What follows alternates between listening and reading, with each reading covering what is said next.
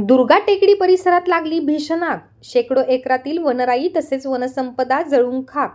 नगरपालिकेच्या बेजबाबदारपणामुळे आग लागल्याचा आरोप. लोणार शहरातील दुर्गा टेकडीला आग लागून शेकडो हेक्टर वनराई जळून खाक झाली असून शेकडो सरपटणाऱ्या प्राण्यांसह मोठी वनसंपदा या आगीमध्ये जळून खाक झाल्याचे समजते. आज 12 मार्चला दुर्गा टेकडी परिसरानजीक पुंडलिकराव बालाजी मापारी यांनी जोपासलेल्या वनराईला लागून असलेल्या भागात नगरपालिकेच्या कर्मचाऱ्यांनी कचरा जाळला व त्यामुळे लगतच्या वनराईला आग लागली व पाहता पाहता या आगीने रौद्ररूप धारण केले.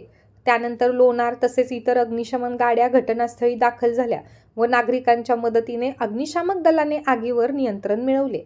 तथापि नगरपालिका सफाई कामगारांच्या बेजबाबदारपणामुळे ही आग लागल्याचा आरोप करीत या आगीमुळे बांधकाम सुरू असलेल्या एका घराचे सुमारे 5 लाख रुपयांचे सेंटरिंग. आज लोणारला दुर्गा टेकडीला आग लागलेली आहे. या लोणारमध्ये आज कलेक्टर साहेब येणार होते, त्यामुळे सकाळी नगरपालिकेच्या कर्मचाऱ्यांनी या ठिकाणी घाण दिसू नये लोणारमध्ये आणि रोडवर म्हणून या ठिकाणी हा कचरा जाळण्यात आला आणि हा कचरा संपूर्ण या दुर्गा टेकडीच्या वनराईमध्ये गेल्यामुळे त्या वनराईमध्ये अक्षरशः आग लागली.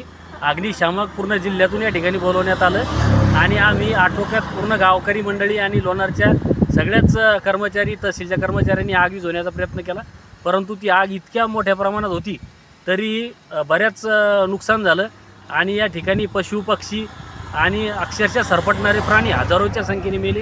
याला जबाबदार सर्वस्वी नगरपालिकेचे CO आणि कर्मचारी आहेत, सफाई कर्मचारी यांनी हेतुपुरस्पर ही आग लावली आणि यामुळे आमचे बंधू या ठिकाणी जे हॉटेलचं बांधकाम चालू आहे श्रीधर मापारी यांच्या हॉटेलला सुद्धा आग लागून त्यांचं सुद्धा या ठिकाणी सेंटरिंग जवळपास 5 लाख रुपयाची सेंटरिंग त्यांची या ठिकाणी जळालेली आहे.